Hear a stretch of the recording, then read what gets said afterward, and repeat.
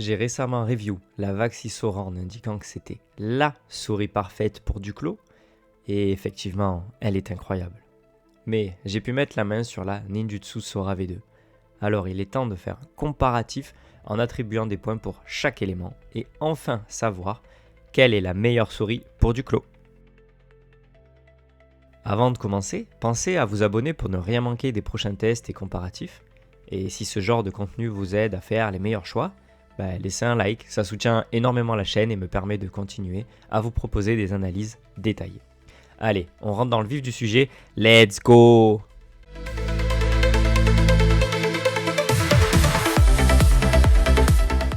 Donc dans la boîte, on va retrouver de chaque côté la souris, le dongle, le câble USB-A vers USB-C, et on va retrouver pas mal d'éléments supplémentaires pour la Sora V2, dont des stickers et 2 sets de patins de rechange. Du coup, je vais attribuer mon point pour la Sora V2, qui nous propose un meilleur unboxing et plus d'accessoires. Parlons de la forme de la Sora V2. Elle adopte une forme symétrique, avec une bosse située à l'arrière de la souris et une rampe prononcée. Elle est quasiment identique à la Vaxi Sora, à quelques détails près. Je vais vous mettre une image comparative tirée du site HelloShape. Je vous mettrai le lien en description. Moins longue de 2 mm, moins épaisse de 5 mm et surtout plus légère de 20 grammes. Pour la shape pure, je vais mettre un point partout, car c'est quasiment les mêmes sauf le poids. Il y en a qui vont préférer une souris plus lourde et d'autres non. Le revêtement est assez bon, agréable au toucher et assez agrippant, mais on sent que c'est pas au même niveau que la Vaxi Sora. Donc un point pour elle. La souris est en coque pleine et du coup très robuste. En exerçant une pression sur les côtés ou sur le dessus, rien ne bouge, identique à la Vaxi Sora. Donc un point partout. A noter qu'elle ne possède pas les bords avant des boutons arrondis, mais c'est pas bien gênant. Dans l'ensemble, je suis satisfait de cette Sora V2 qui est vraiment de bonne facture. On va pas se mentir, c'est exactement le même résultat que pour la Vaxi Sora. Le claw bien évidemment qui sera top tier, le fingertip sera ok et la bosse à l'arrière ne viendra pas embuter sur votre paume de main. Le palm sera pas idéal mais possible. Je vous laisse aller voir ma vidéo sur la Vaxi Sora pour plus de détails.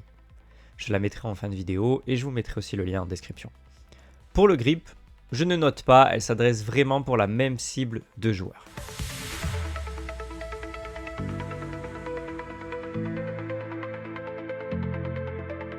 On va comparer un peu les principales fonctionnalités et voir comment se situe cette Sora V2.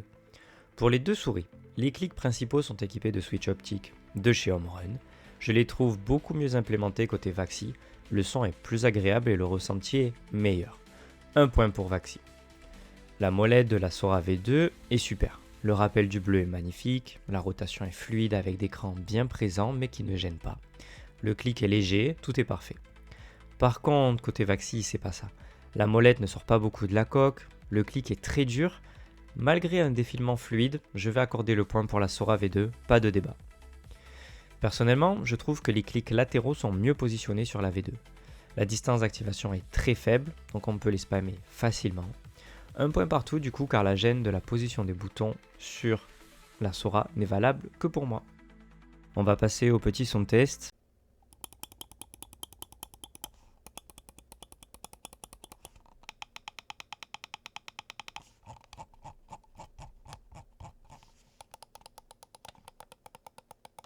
Et maintenant le petit son test de la Vaxi Sora.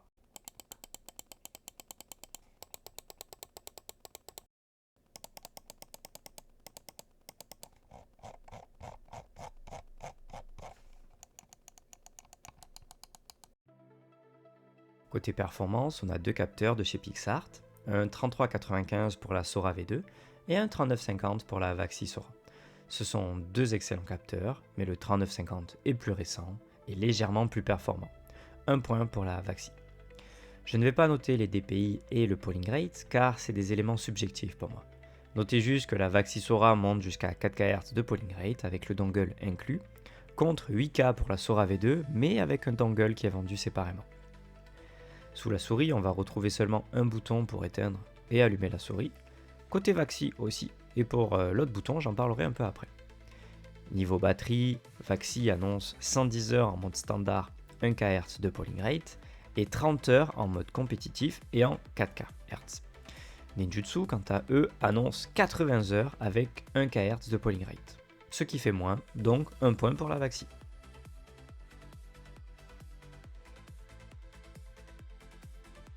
Je ne possède que le dongle 1 kHz de chez Ninjutsu, donc je vais review celui-là.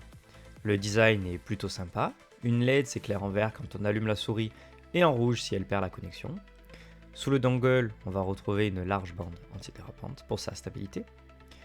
Et du coup, je vais attribuer un point pour Vaxi encore une fois, qui offre un dongle 4 kHz directement dans la boîte. Alors certes, ce dongle est très moche, mais il est très performant, notamment grâce à sa résistance aux interférences, signée Vaxi. La Vaxi Sora ne possède pas de web app pour configurer la souris facilement. Tout se fait avec une combinaison de touches et le bouton du coup qu'on va retrouver sous la souris, le fameux bouton que je vous ai pas parlé. Ce qui est assez complexe en vrai. Alors bon, je sais que Vaxi a annoncé travailler sur une web app, mais ce n'est pas sorti encore. Du coup, je vais attribuer un point pour la Sora V2 qui possède Ninja Force, la web app de configuration propre à Ninjutsu. Et pour conclure ce comparatif, on va parler du prix. Mon édition en grise est dispo uniquement sur le site de Vaxi au prix de 160 €. La Ninjutsu est dispo sur Max Gaming à 120 €. Et si vous achetez le dongle 8K, il faut rajouter 22 €, ce qui fait un total de 142 €. Petit avantage pour la Sora V2 qui est 100% utilisable avec son dongle de base à 1K. Du coup, un point de plus. Ce qui nous fait donc au total 7 points pour la Ninjutsu Sora V2 et 8 points pour la Vaxi Sora. La victoire revient donc à la Sora de chez Vaxi. Cependant, jouant principalement à Marvel's Rivals, un hero shooter très rapide, je vais viser beaucoup plus facilement avec une souris légère qu'avec les 20 grammes supplémentaires de la Vaxi Sora. De plus, je performe plutôt bien avec cette Sora V2, j'ai réussi à passer Grandmaster 1, soit à peu près top 97%.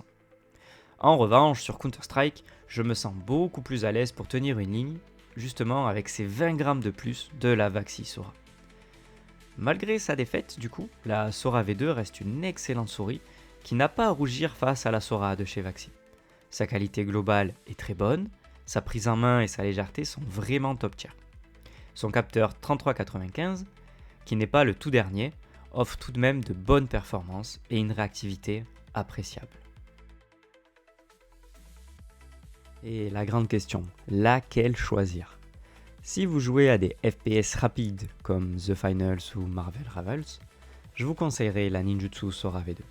Si vous jouez à des TAC FPS comme Valorant ou Counter-Strike, la Vaxi Sora. Sinon, tout dépendra de vos préférences en termes de poids.